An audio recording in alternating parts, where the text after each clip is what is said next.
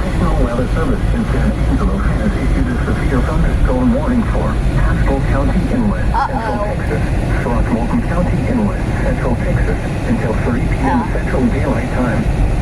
At 1:52 p.m. Central Daylight Time, a severe thunderstorm was located over Monday, moving southeast at 25 miles an hour.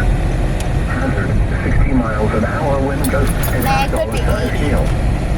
Source, radar indicated. Impact, hail damage to vehicles is expected.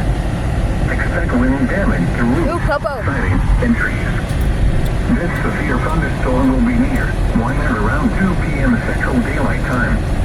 Irby around 2:20 p.m. Central Daylight Time. Other locations impacted by the severe thunderstorm include Judd, the intersection of US 183 and US 283, US 183 near the Throckmorton, Baylor County line, US 277 near the Haskell-Knox County line, the intersection of US 380 and Highway 222, and US 380 near the Haskell-Stonewall County line. For your protection room, it ends right here, I know. On the lowest floor of a building. Because I've heard enough of these to know.